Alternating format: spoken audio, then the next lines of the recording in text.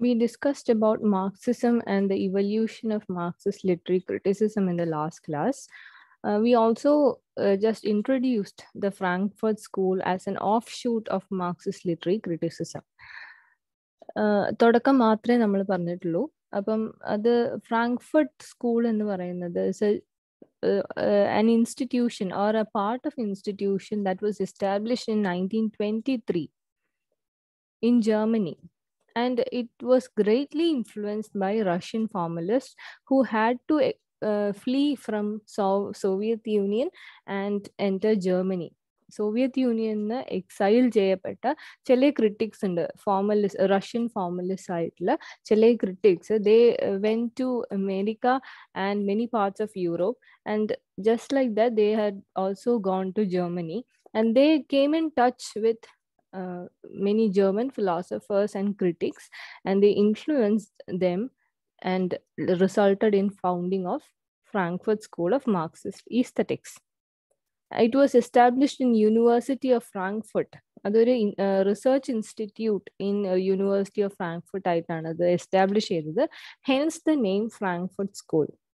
It is a philosophical and sociological movement that spread across many universities around the world. അത് തുടങ്ങിയത് ജർമ്മനിയിലാണെങ്കിലും by the 1970s it started spreading itself into other parts of the world.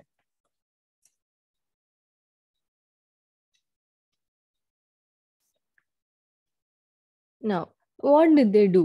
The members of the Frankfurt School tried to develop a theory of society that was based on Marxism, but which also utilized the insights of psychoanalysis, sociology, existential philosophy, and other disciplines. But in 1920s, 30s, there were many disciplines: sociology, philosophy, psychology, എന്ന് പറഞ്ഞിട്ട് ഒരുപാട് specialisations വരികയും. What Frankfurt School tried to do is, instead of sticking on to the traditional Marxist principles of base and superstructure, the traditional Marxist way of looking at the society in the form of a very simplistic model of base and superstructure, they started analyzing the society in terms of various other disciplines. അതായത് എങ്ങനെ ബേസും സൂപ്പർസ്ട്രക്ചറും മാത്രമായിട്ടാണ് ഒരു സൊസൈറ്റീനെ Marxist philosophy കണ്ടിരുന്നത്. അതൊരു materialist philosophy ആണ് എന്നും ഒരു സൊസൈറ്റിക്ക് ഒരു ബേസും സൂപ്പർ സ്ട്രക്ചറും ഉണ്ട് എന്നും മാർക്സിസം വിശ്വസിച്ചിരുന്നു എന്നും നമ്മൾ നേരത്തെ ക്ലാസ്സിൽ പറഞ്ഞിരുന്നു. So instead of looking at society in A very simplistic term, what Frankfurt School tried to do is they tried to pour in the insights from many disciplines. അതായത് സൈക്കോ അനാലിസിസിൽ ഒരു മൈൻഡ് എങ്ങനെ work ചെയ്യുന്നു എന്നുള്ളത് പോലെ, അത് തന്നെ sociologist പറഞ്ഞിട്ടുള്ള ഒരു സൊസൈറ്റി എങ്ങനെ വർക്ക് ചെയ്യുന്നു എന്നുള്ളത്, അതേപോലെ തന്നെ the existential philosophy, and there are many other disciplines also. Anthropology പോലെയുള്ള പല അതർ ഡിസിപ്ലിൻസും ഇതേ ടൈമിൽ ഡെവലപ്പ് ചെയ്തിരുന്നു. അപ്പൊ ഈ ഡിസിപ്ലിൻസിൽ നിന്നൊക്കെയുള്ള ഇൻസൈറ്റ്സ് ഒക്കെ, അവിടുന്ന് കിട്ടുന്ന നോളജ് ഒക്കെ അവരെന്തിലേക്ക് പോറിൻ ചെയ്യാൻ തുടങ്ങി, എന്തിലേക്ക് ഉപയോഗിക്കാൻ തുടങ്ങി, സൊസൈറ്റി മനസ്സിലാക്കുന്നതിന്, സൊസൈറ്റി എങ്ങനെയാണ് വർക്ക് ചെയ്യുന്നത് എന്ന് മനസ്സിലാക്കാൻ വേണ്ടിയിട്ട് അവർ ഉപയോഗിക്കാൻ തുടങ്ങി. They did use basic Marxist concepts to analyze the social relations within capitalist economic system. Basic Marxist concepts ഒക്കെ അവർ യൂസ് ചെയ്തിരുന്നു. But they indeed tried to fuse Freud and Marx, the theories of Freud and Marx together in order to gain a new perspective of the world. അതിനെയാണ് നമ്മൾ critical theory എന്നുള്ള പേര് വെച്ചിട്ട് വിളിക്കുന്നത്. Frankfurt school is often known as the critical theory. അവർ കുറച്ചും കൂടെ popularly അറിയപ്പെടുന്നത്, their popular term is critical theory. And much of their research was published in the Institute's Journal of Social Research. അത് അത്ര ഇമ്പോർട്ടൻ്റ് ആയിട്ടുള്ളൊരു point അല്ല, but in case നിങ്ങൾക്ക് ഒരു അഡീഷണൽ പോയിന്റിന് ആവശ്യമുണ്ടെങ്കിൽ you can mention this. Journal of social research എന്നുള്ള ജേർണലിലാണ് അവർ അവരുടെ തോട്ട്സ് ആൻഡ് റൈറ്റിംഗ്സ് ഒക്കെ പബ്ലിഷ് ചെയ്തിരുന്നത്. Then what is critical theory and who are the prominent thinkers of critical theory. Critical theory എന്താണ് ചെയ്തത് എന്ന് നമ്മൾ നേരത്തെ പറഞ്ഞു. They did not stick to the traditional Marxist ideas of base and superstructure, idea of society as base and superstructure.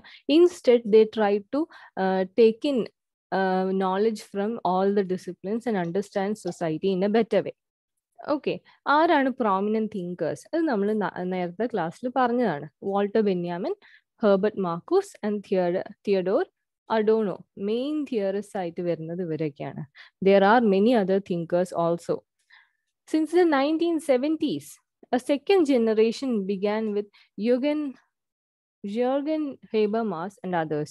Jürgen Habermas ഒരു important influence ആണ്. അത് നിങ്ങൾ കുറച്ചും കൂടെ ഡീപ്പായിട്ട് പിന്നീട് പഠിക്കും. But with Habermas the Frankfurt school turn global. ഇതൊരു വളരെ ഇമ്പോർട്ടൻ്റ് ആയിട്ടുള്ള പോയിന്റ് ആണ്. അതേപോലെ തന്നെ it started influencing many other academic context and disciplines in many other parts. അതായത് വെറും ജർമ്മനിയിൽ ഒതുങ്ങിയിരുന്ന ക്രിട്ടിക്കൽ തിയറി എന്ന് പറയുന്ന ഒരു കാര്യം അക്രോസ് ദ ഗ്ലോബ് അറിയപ്പെടാനും അതേപോലെ തന്നെ മറ്റുള്ള ഡിസിപ്ലിൻസിനെ ഇൻഫ്ലുവൻസ് ചെയ്യാനും തുടങ്ങിയത് ഇസ് ആഫ്റ്റർ 1970s.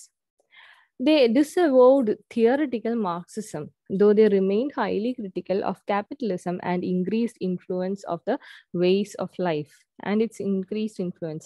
ഈ ഒരു പോയിന്റ് വളരെ ഇമ്പോർട്ടൻ്റ് ആണ്. They did not support theoretical Marxism. അതായത് world structured in the form of A base and super structure എന്ന് പറയുന്ന വളരെ മെറ്റീരിയലിസ്റ്റിക് ആയിട്ടുള്ള തിയററ്റിക്കൽ മാർക്സിസത്തിനെ അവർ എതിർത്തു.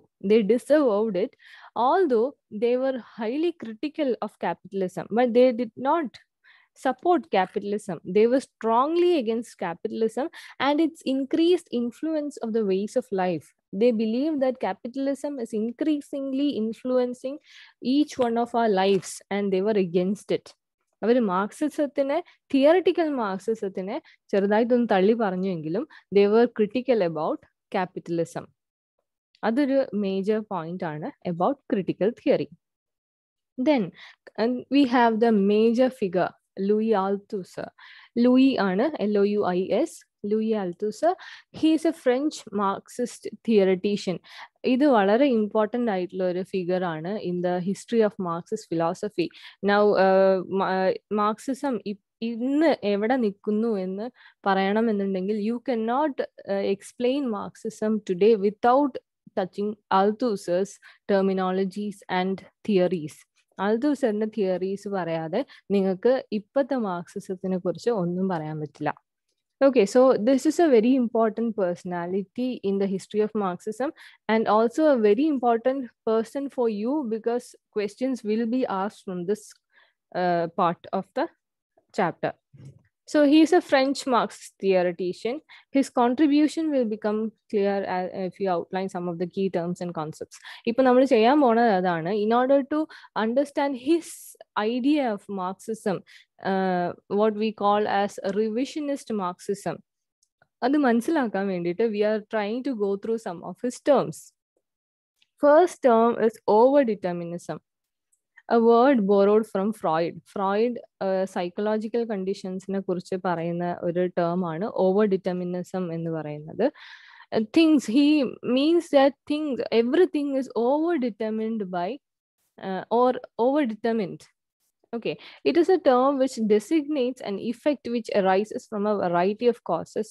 അതായത് ഒരു കാര്യം നിങ്ങൾ ചെയ്യുന്നുണ്ടെങ്കിൽ അതിന് ഒറ്റ സിംഗിൾ റീസൺ മാത്രമല്ല ഉണ്ടാവുന്നത്. Like if you have to go to a market or say if you have to wake up early in the morning tomorrow, you might not have a single reason for it. നിങ്ങൾക്ക് പല റീസൺസും ഉണ്ടാവാം. അല്ലെങ്കിൽ ഇപ്പം ഒരു example പറയുകയാണെങ്കിൽ എനിക്കത് പുറത്തു പോകണമായിരുന്നു. Okay, I had to go to the college. Okay, I had to go to the college to do something, ഒരു ഓഫീസ് വർക്ക് ചെയ്യാൻ വേണ്ടിയിട്ട് എനിക്ക് കോളേജിൽ പോകണമായിരുന്നു. ബട്ട് പുറത്ത് പോകാൻ മടിയായതുകൊണ്ട് I was reluctant to go outside and I was trying to postpone my visit. But then my mother comes in and ask me if I could buy some vegetables when I come back. അതായത് കോളേജിൽ നിന്ന് തിരിച്ചു വരുമ്പോൾ കുറച്ച് vegetables വാങ്ങി വരുമോ എന്ന് അമ്മ ചോദിക്കുന്നു. അതേപോലെ തന്നെ എൻ്റെ അച്ഛൻ പറയാണ്, അല്ലെങ്കിൽ okay my father Okay, my father tells that he has to go to this place and hence he can drop me off there. കോളേജിൽ എന്നെ കൊണ്ടുവിടാം, അച്ഛൻ അതിൻ്റെ അപ്പുറത്തുള്ള ഒരു കാര്യത്തിന് പോകണമായിരുന്നു, ലൈക്ക് താമരശ്ശേരി ആണെങ്കിൽ അത് കഴിഞ്ഞിട്ടുള്ളൊരു സ്ഥലത്ത് my father had to go there and hence he is ready to drop me off there. അതേപോലെ തന്നെ my brother tells me that he also have to pass through that place by evening and he can actually pick me up from there. ഇങ്ങനെയൊക്കെ പറയുമ്പം my visit to that college, to my college, is actually over determined by various things. അതായത് പോകണം എന്നുള്ളത് എൻ്റെ ഒരു ആവശ്യമായിരുന്നെങ്കിലും ആ പോക്ക്, അതായത് ഞാൻ പോക്ക് ക്യാൻസൽ ചെയ്യാൻ നിന്നിരുന്നതാണ്, പക്ഷെ ആ പോക്ക് is over determined by various things, by my mother's demand for vegetables, my father's contribution that he would drop me off in a similar way, my brother's willingness to pick me up. ഇങ്ങനെയുള്ള പല കാര്യങ്ങളും കൊണ്ടും over determined ആയിട്ട് വരികയാണ്. അതേസമയം തന്നെ if I have a friend who is waiting for me in town and I could visit Har, that might also be a reason for my visit to college. ഇപ്പൊ നിങ്ങൾക്ക് കോളേജിൽ പോകണം, നിങ്ങൾക്ക് ഫീസ് അടയ്ക്കാൻ പോകണം, അപ്പൊ എങ്ങനെ പോകുമെന്ന് ആലോചിച്ചുകൊണ്ടിരിക്കുമ്പോൾ നിങ്ങളെ ഫ്രണ്ട്സ് വന്ന് വരാന്ന് പറയും. എന്ന് പോകുമെന്ന് ആലോചിക്കുകയാണ്, അപ്പൊ നിങ്ങളെ ഫ്രണ്ട്സ് വന്ന് വരാന്ന് പറയുന്നു. അതേപോലെ നിങ്ങൾക്ക് അതേ ദിവസം വേറൊരു കാര്യത്തിനും കൂടെ പോകേണ്ട ആവശ്യം ഉണ്ടായിരുന്നു, അന്നാണ് ബസ് ഉള്ള ദിവസം, അതുകൊണ്ട് നിങ്ങൾ പോകുന്നു. അങ്ങനെ so everything has many reasons for its actualisation. അതായത് അത് നടക്കുന്നതിന് ഒരുപാട് റീസൺസ് ഉണ്ടാവുകയാണ്. അതായത് ഒറ്റ കാരണം കൊണ്ടല്ല ഞാൻ ഏത് കാര്യവും ചെയ്യുന്നത്. നിങ്ങൾ രാവിലെ എണീക്കുന്നുണ്ടെങ്കിൽ തന്നെ അതിന് പല റീസൺസും ഉണ്ടാവും. It might be because of your alarm, it might be because of the body clock which tells you that you have class at 8:30, it might be because of many bad dreams that you have had at night. ഇങ്ങനെയുള്ള പല റീസൺസും കൊണ്ടുമായിരിക്കും നിങ്ങൾ രാവിലെ എണീക്കുന്നുണ്ടാവുക, നേരത്തെ എണീക്കുന്നുണ്ടാവുക. Same way ഏതൊരു കാര്യത്തിനും anything, everything is actually over determined എന്ന് പറയുന്ന ഒരു കോൺസെപ്റ്റ് ആണ് ഓവർ ഡിറ്റർമിനിസം എന്ന് പറയുന്നത്. rather than from a single factor, whether it be economic or any other factor, it is every act is actually determined by many causes, several causes acting together. പല കോസുകളും പല റീസൺസും are acting together to actualize something rather than a single factor. ഒറ്റ reason കൊണ്ടല്ല, പല reasons ഒരുമിച്ച് നിന്നിട്ടാണ് ഏതൊരു കാര്യവും actualise ചെയ്യുന്നത്. This concept of linked and interacting causes is intended to undercut simplistic notions of a one-to-one correspondence between base and superstructure. ഇതാണ് ആൽത്തൂസറിന്റെ ഒരു main theory.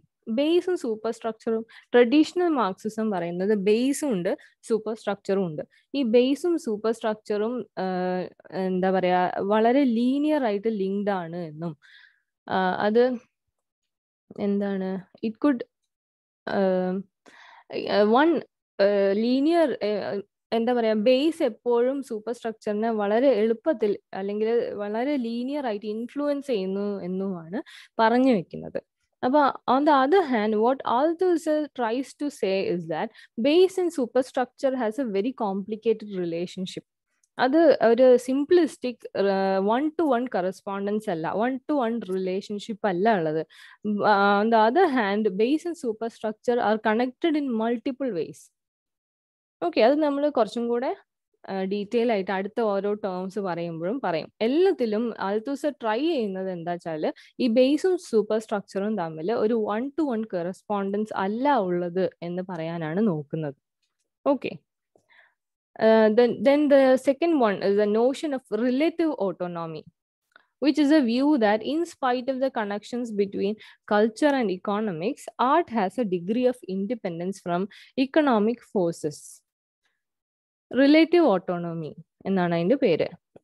It simply means that literature or art has a relative autonomy considering other factors in the society. Art or literature is relatively autonomous from the economic base എന്നതാണ് പറഞ്ഞു വെക്കുന്നത്. അതായത് traditional Marxism and Marxist literary criticism was trying to understand how the economic factors have shaped literature അല്ലെ? ഏതൊരു text പഠിക്കുമ്പോഴും ആ ഓതറിന്റെ economic background, ആ ഒരു സൊസൈറ്റീന്റെ economic background ഒക്കെ ആ ഒരു വർക്കിനെ എങ്ങനെ ഷേപ്പ് ചെയ്തു എന്നാണ് പഠിക്കാൻ നോക്കിയിട്ടുള്ളത്. But what Althusser tries to say is literature has a relative autonomy. Literature അല്ലെങ്കിൽ art which is part of the superstructure according to theoretical Marxism has a relative autonomy which makes it free from the economic base. അതായത് ഈ literature എന്ന് പറയുന്നത് can function without the influence of economic forces എന്നാണ് പറയുന്നത്. Economic forces ഇല്ല എന്നല്ല പറയുന്നത്. Art has a relative autonomy, a degree of independence from economic forces. Economic അല്ലാത്ത ഫോഴ്സസ് കാരണവും ആർട്ട് ഇൻഫ്ലുവൻസ് ചെയ്യപ്പെടാം. Okay. This concept too is a way of attacking simplistic views of a superstructure entirely determined by the nature of economic base. നമ്മൾ നേരത്തെ പറഞ്ഞ കാര്യം തന്നെ, super സ്ട്രക്ചറിനെ base ചെയ്യുന്നത് മുഴുവൻ ഇക്കണോമിക് ബേസ് ആണ് എന്നാണ് നമ്മൾ സൂപ്പർ സ്ട്രക്ചറിനെ ഇൻഫ്ലുവൻസ് ചെയ്യുന്നതിന് ഒരേ ഒരു കാരണമേ ഉള്ളൂ, അല്ലെങ്കിൽ ഇൻഫ്ലുവൻസ് ചെയ്യാൻ ഒരേ ഒരു കാര്യമുള്ളൂ, അത് ഇക്കണോമിക് ബേസ് ആണ് എന്നാണ് തിയററ്റിക്കൽ മാർക്സിസം, ട്രഡീഷണൽ മാർക്സിസം പറഞ്ഞു വെച്ചിരുന്നത്. അതങ്ങനെയല്ല. ഇക്കണോമിക് ബേസിന് ഇൻഫ്ലുവൻസ് ചെയ്യാൻ പറ്റാത്ത കാര്യവും സൂപ്പർ സ്ട്രക്ചറിലുണ്ട് എന്നാണ് ആൾത്തൂസർ പറഞ്ഞു വെക്കുന്നത്. Simplistic views are not taken for granted. അതായത് ഒന്നും അത്ര സിംപ്ലിസ്റ്റിക് ആയിട്ട് നമുക്ക് പറയാൻ കഴിയില്ല. It is not or superstructure, everything in superstructure is not linearly influenced by economic base എന്നാണ് ആൾത്തൂസർ ഈ ഒരു കൺസെപ്റ്റ് കൊണ്ടും പറഞ്ഞു വെക്കുന്നത്. Then you have the major concept of ideology. Ideology വളരെ ഇമ്പോർട്ടൻ്റ് ആയിട്ടുള്ള ക്വസ്റ്റ്യൻ വരാൻ സാധ്യതയുള്ള, നിങ്ങളുടെ ഫ്യൂച്ചറിലും നിങ്ങൾക്ക് ആവശ്യം വരുന്ന ഒരു കോൺസെപ്റ്റ് ആണ്. Ideology is a key term for Althusser as for all Marxists. It is a broad concept variously defined within Marxism. അതിന് ഒരുപാട് ഡെഫിനിഷൻസ് ഉണ്ട്. ഇത് നിങ്ങളൊന്ന് വായിച്ചു നോക്കുക and make sure that you understand it. നിങ്ങൾക്ക് ഡെഫിനിഷൻ വായിച്ചിട്ട് മനസ്സിലാവണമെന്നില്ല. I can give you a few examples. നിങ്ങൾക്ക് ഐഡിയോളജി മനസ്സിലാക്കാനുള്ള ഏറ്റവും എളുപ്പമുള്ള മാർഗം എന്ന് പറയുന്നത് എക്സാമ്പിൾസിലൂടെയാണ്. ഇപ്പം there are many values or conventions that we follow in our society. They are established not through force. അതായത് നമ്മൾ ശീലിച്ചു വരുന്ന കുറേ കാര്യങ്ങളുണ്ട്, ചില വാല്യൂസ് ഉണ്ട്, ചില കൺവെൻഷൻസ് ഉണ്ട്. അതൊന്നും നമ്മൾ ഫോഴ്സ്ഫുള്ളി ചെയ്യുന്ന കാര്യങ്ങളായിരിക്കില്ല. ഓക്കെ, ഒരു ഫോഴ്സ് ഉപയോഗിച്ച് നമ്മളെ കൊണ്ട് ചെയ്യുന്ന കാര്യങ്ങളായിരിക്കില്ല.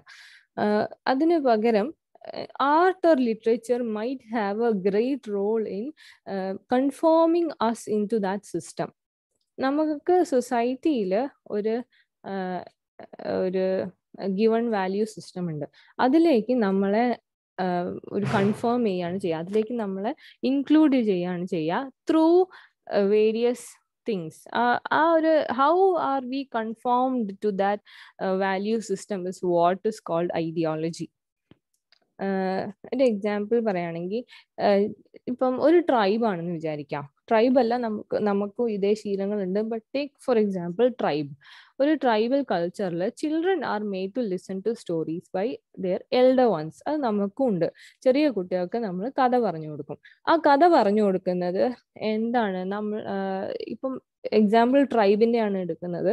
അതുകൊണ്ട് നമുക്ക് ഒരു തീന്റെ ചുറ്റും ഇരുന്നിട്ട് ചെറിയ കുട്ടികൾക്ക് മുതിർന്ന ആൾക്കാർ കഥ പറഞ്ഞു കൊടുക്കുന്നതായിട്ട് സങ്കല്പിക്കുക. അപ്പൊ കുട്ടികൾക്ക് പറഞ്ഞു കൊടുക്കുന്ന കഥ might always be about adventures done by elderly people and also about taboos എന്ന് പറഞ്ഞാൽ ചെയ്യാൻ പാടില്ലാത്ത കാര്യങ്ങളെ കുറിച്ചും അവർക്ക് പറഞ്ഞു കൊടുക്കും. ഇപ്പൊ നമ്മളുടെ കൾച്ചറിലാണെങ്കിൽ സേ ഫോർ എക്സാമ്പിൾ ഒരു സർപ്പക്കാവ് ഉണ്ട് എന്ന് വിചാരിക്കുക. പഴയ ഒരു സങ്കല്പമാണ്, but that is A one very familiar example that I can take because സർപ്പക്കാവൊക്കെ നമുക്ക് ഫിലിംസിലൊക്കെ ഒരുപാട് കാണുന്നുണ്ട്. I hope it is familiar to you. സർപ്പക്കാവ് ഉണ്ടെന്ന് വിചാരിക്കുക, and we are asked not to go into that and not to clear the forest around that കാവ്. ആ കാവിന് ചുറ്റുമുള്ള forest ഒന്നും വെട്ടിക്കളയാതിരിക്കാൻ പ്രത്യേകം പറയാറുണ്ട്. It was actually a method to preserve the ecology and preserve the forest and also the ecosystem. അവിടെ ആ ഫോറസ്റ്റും ആ ഒരു ഇക്കോ സിസ്റ്റം പ്രിസർവ് ചെയ്യാനുള്ളൊരു മെത്തേഡായിട്ടാണ് നമ്മൾ അങ്ങോട്ട് പോകരുത് എന്ന് പറയുന്നത്. പക്ഷെ എങ്ങനെയാണ് നമ്മളെടുത്ത് പറയുന്നത്? നമ്മളെടുത്ത് പറയുന്നത് അവിടെ പോകരുത്, അവിടെ എന്താ സർപ്പങ്ങൾ ഉണ്ടാവും, അതേപോലെ തന്നെ അവിടെ പോയാൽ നമുക്ക് ശപിക്കപ്പെടും, അങ്ങനെ ദർ ആർ വേരിയസ് റീസൺസ്. ഇന്ന സമയത്ത് അവിടെ പോകരുത്, ഇന്ന സമയത്ത് അവിടെ പോയാൽ നമുക്ക് ദോഷമാണ്, അങ്ങനെ പലതും പറയുന്നത് കേൾക്കാം. അങ്ങനെ നമ്മളെ ഉള്ളിൽ ഒരു ചെറിയ പേടി ഉണ്ടാക്കുകയാണ് ചെയ്യുന്നത്. So that we won't go there in unwarranted. ആവശ്യമില്ലാതെ ഒരു വിളക്ക് കൊളുത്താനോ അല്ലെങ്കിൽ വേറെ എന്തെങ്കിലും ചെയ്യാനോ അല്ലാതെ നമ്മൾ വെറുതെ അവിടെ പോവില്ല എന്ന് ഉറപ്പുവരുത്താണ് ചെയ്യുന്നത്. അതേപോലെ തന്നെ സർപ്പത്തിന്റെ കൂടെ അവിടെ ഉണ്ടെങ്കിൽ അവർക്ക് വേണ്ട ഒരു ഇക്കോ സിസ്റ്റം പ്രിസർവ് ചെയ്യാണ് ആ ഫോറസ്റ്റ് വെട്ടിത്തെളിക്കരുത്, സർപ്പകോപം ഉണ്ടാവും എന്നൊക്കെ പറഞ്ഞിട്ട് ചെയ്യുന്നത്. ഈ ഫോറസ്റ്റ് പ്രിസർവ് ചെയ്യാനുള്ള ഒരു മെത്തേഡാണ്. അത് നമുക്ക് വേണമെങ്കിൽ പുച്ഛിച്ച് തള്ളാം. Like when we are taking it very religiously, അതായത് സർപ്പകോപം ഒന്നുമില്ല, അങ്ങനെയാണ് ഇങ്ങനെയാണ്, it might be true, but take it scientifically അതിനുള്ള എക്സ്പ്ലനേഷൻ ശരിക്കും ഇതായിരിക്കാം. don't take me wrong, like I'm not supporting any of those things, but ഒരു എക്സാമ്പിൾ പറയുകയാണെങ്കിൽ ഇത് പറയാം. അതായത് പ്രിസർവ് ചെയ്യാനുള്ള ഒരു മാർഗമായിട്ടാണ് ഇങ്ങനെ പറയുന്നത്. But how are children indoctrinated into it? കുട്ടികളാവുമ്പോൾ തന്നെ നമ്മൾ ഇത് പറഞ്ഞു വെക്കുന്നുണ്ട്. ചെറിയ കുട്ടികളാവുമ്പോഴേ പറയുന്നുണ്ട് അങ്ങോട്ട് പോകരുത്, അവിടെ കാവാണ്, അങ്ങോട്ട് പോകരുത്, ഈ സമയത്ത് അവിടെ പോകാൻ പാടില്ല, അങ്ങോട്ട് പോകരുത്, അല്ലെങ്കിൽ അവിടുത്തെ ചെടിയൊന്നും പറിക്കരുത്, അങ്ങനെയുള്ള കാര്യങ്ങളൊക്കെ പറയും. ഓക്കെ, വേറൊരു എക്സാമ്പിൾ എടുക്കുകയാണെങ്കിൽ, മച്ച് മോർ ഫെമിലിയർ എക്സാമ്പിൾ, ഇപ്പൊ നമ്മൾ യക്ഷി കഥകൾ പറയുമ്പോൾ പാലമരം, ഏതൊരു മലയാളം ഗോസ്റ്റ് മൂവിയിലാണെങ്കിലും ഒരു പാലമരം ഉണ്ടാവും. ആ പാലമരത്തിന്റെ ചുവട്ടില് രാത്രി കാലങ്ങളിൽ പോയി ഇരിക്കരുത്, യക്ഷി കൂടും എന്ന് പറയും. Okay, this palamaram has a very peculiar nature. അത് unlike other trees, it takes in oxygen just like us and leaves carbon dioxide. Exhale ചെയ്യുന്നത് കാർബൺ ഡയോക്സൈഡ് ആണ്. അപ്പം മരങ്ങൾ എപ്പോഴും ഇൻഹെയിൽ ചെയ്യുന്നത് കാർബൺ ഡയോക്സൈഡും എക്സെയിൽ ചെയ്യുന്നത് ഓക്സിജനുമാണ്.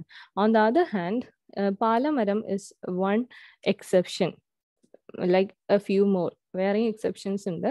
പാലമരത്തിന്റെ ഒരു സമയത്തിന് ശേഷം അത് always inhales oxygen and exhales carbon dioxide. ഏതൊരാളും ആ പാലമരത്തിന്റെ ചോട്ടിലിരുന്നാൽ ബോധം കെട്ടുപോകും, because of the lack of oxygen. Okay, അപ്പം നമ്മൾ സിനിമയിലൊക്കെ കാണുന്നത് യക്ഷി കൂടിയിട്ട് ബോധം കെട്ട് വീഴുന്നതാണ്. ബട്ട് അതിന്റെ ചോട്ടിൽ യക്ഷി ഉണ്ട് എന്ന് പറയുന്നത് is a way to keep people away from that tree so that they are not endangered. അവര് അതിന്റെ ചോട്ടിൽ പോയി ഇരിക്കാതിരിക്കാനും അവർക്ക് ബോധക്ഷയം വരാതിരിക്കാനും വേണ്ടി ചെയ്യുന്ന ഒരു പണിയായിരുന്നു യക്ഷി ഉണ്ട് എന്ന് പറയുന്നത്. So that will be afraid of that place and won't go inside. പാലമരത്തിന് ആക്ച്വലി ഒരു കുഴപ്പമില്ല, but this idea, this myth of yakshi inside a palamaram has kept many from എന്താ പറയാ, ബിക്കമിങ് അൺകോൺഷ്യസ് എന്ന് വേണമെങ്കിൽ പറയാം. ഇതൊക്കെ ഒരു ഐഡിയോളജീന്റെ ഭാഗമാണ്. The sayings, stories that present such beliefs and values are called ideologies. ഇത്തരത്തിലുള്ള കഥകളിലൂടെ, ഇത്തരത്തിലുള്ള ചിലപ്പോൾ ചിത്രങ്ങളായിരിക്കാം, ചിലപ്പോൾ കഥകളായിരിക്കാം, ചിലപ്പോൾ വിഷ്വൽസ് ആയിരിക്കാം, നമ്മളെ ചുറ്റുമുള്ള എല്ലാത്തിലും ഈ ഐഡിയോളജി വർക്ക് ചെയ്യുന്നുണ്ട്. It's a body of beliefs and representations that sustain and legitimate current power relationship. ഇപ്പൊ ഞാൻ പറഞ്ഞ എക്സാമ്പിൾ ഒക്കെ വളരെ പേഴ്സണൽ ലെവലിൽ സില്ലി ആയിട്ട് തോന്നാൻ പറ്റുന്ന ചില എക്സ്പ്ലനേഷൻസും എക്സാമ്പിൾസും ആണ്. The same thing works in a larger system. അതായത് വലിയൊരു സിസ്റ്റത്തിൽ the same method is used to force us unknowingly into certain system.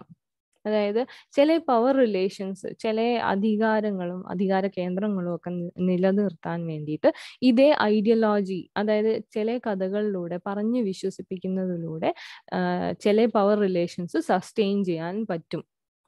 The same technique work in larger concepts like, for example പറയുകയാണെങ്കിൽ ഒരു വാർ നടക്കുന്നുണ്ട് എങ്കിൽ how will we recruit young personals into recruit young personnel as soldiers. It is through an ideology which tells us that nationalism and the idea of nation and the sacrifice for nation is more of value than anything else. നിങ്ങളുടെ ലൈഫിന് ഏറ്റവും കൂടുതൽ മൂല്യം വരുന്നത് നിങ്ങൾ ഈ നേഷന് വേണ്ടിയിട്ട്, നിങ്ങളുടെ രാജ്യത്തിന് വേണ്ടിയിട്ട് നിങ്ങൾ തന്നെ ബലി കൊടുക്കുമ്പോഴാണ് എന്ന് പറയുമ്പോൾ, അങ്ങനെയുള്ള ഒരു ഐഡിയോളജി കൊണ്ടുവന്നിട്ടാണ്, that is how we, or not us but ancient society had recruited people, young people into army. Okay, അത് ഇപ്പോഴും ഉണ്ട്. It is still there in America. അമേരിക്കയിൽ ഒരു പ്രത്യേക പ്രായത്തിലുള്ളവർ, it is mandatory that they go for military service. It is because they have to be nationalistic, they have to be patriots etcetera. ആ ഒരു value എന്ന് പറയുന്നത് ഇൻസ്റ്റിൽ ചെയ്യാനുള്ള ഒരു മെത്തേഡായിട്ടാണ് അവർ അതിനെ യൂസ് ചെയ്യുന്നത്. Or on the other way റൗണ്ടും ആയിരിക്കാം. അതായത് നാഷണലിസം എന്നുള്ള ഒരു ഐഡിയ, അതായത് എന്താ, ഭാരതം എന്ന് കേട്ടാലോ എന്ന് പറയുന്നുണ്ടല്ലോ, അതേപോലെ ആ ഒരു ഐഡിയോളജിയിലൂടെയാണ് ആർമി അവർ നിലനിർത്തുന്നത്. ഇഫ് ദാറ്റ് ഇസ് ഫേക്ക്, ഇപ്പൊ നാഷണലിസം എന്ന് പറയുന്നത്, ഇപ്പം ഇന്ത്യ എന്ന് പറയുമ്പോൾ നമുക്ക് പ്രത്യേകിച്ചൊന്നുമില്ല അല്ലെ, ഇല്ലാന്നല്ല. Unlike the Americans, we don't fight for our nation just like them. We would, illanalla, but there is some kind of ideologies that are working in order to preserve greater relations of power. അതാണ് ideology എന്ന് പറയുന്നത്. There are different definitions I have given in this PPT. You can go through it. ഇതൊക്കെ definition ആണ്. One major definition ഇതാണ്. പിന്നെ ഉള്ളതും അതിൻ്റെ explanation ആണ്. These are shared by a culture society about how that society should function. ഇത്തരം ഐഡിയോളജീസിലൂടെയാണ് that we determine how societies should function എന്നുള്ളത്. America എങ്ങനെ ഫങ്ഷൻ ചെയ്യണം എന്നുള്ളത് അവരുടെ മിലിറ്ററി സർവീസിലൂടെയും അവരുടെ നാഷണലിസം പ്രിസർവ് ചെയ്യുന്നതിലൂടെയും അവരുടെ നാഷണൽ സ്പോർട്സ് പ്രൊപ്പഗേറ്റ് ചെയ്യുന്നതിലൂടെയും ഒക്കെയാണ് അവർ കാണിക്കുന്നത്. It is A kind of ideology that has been working for many centuries now. That is how they define themselves. On the other hand, India is defined in another way. We propagate multiculturalism, multi-religion, etc. It is an entirely different nation and ideology. Okay, I hope you understand what ideology is. I can give you more examples if you need, but make sure that you understand the basic concept of ideology. We'll discuss about it more in the next class.